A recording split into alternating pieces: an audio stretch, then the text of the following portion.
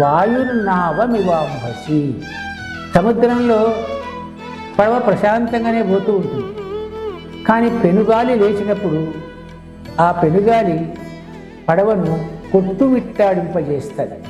అది మునుగుతుందో తేలుతుందో తెలియని పరిస్థితిగా వస్తాయి. అదే గాలి లేనప్పుడైతే పడవ హాయిగా ప్రయాణిస్తుంది, సముద్రంలో నుంచి గట్టెక్కుతుంది.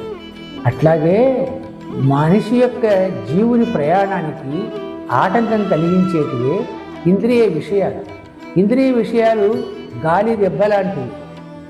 లోపలుండే జీవుడు సముద్రం అనేటటువంటి ప్రపంచంలో ఉన్నటువంటి నావ.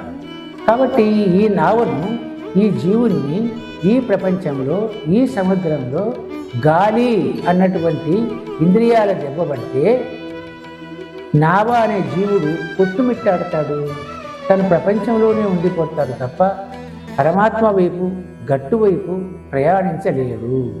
కాబట్టే ఇంద్రియాలను ఎప్పుడు కూడా మనస్సు అధీనంలో పెట్టుకోవాలి. కానీ ఇంద్రియాలు మనస్సును తమ అధీనంలోకి తీసుకొని ప్రపంచంలో పొర్లేటటువంటి పరిస్థితిలో ఉండకూడదు అనేది మనకు ఈ స్థితప్రజ్ఞ లక్షణాల్లో మరొకటి ఇందులో చెప్పడం జరిగింది.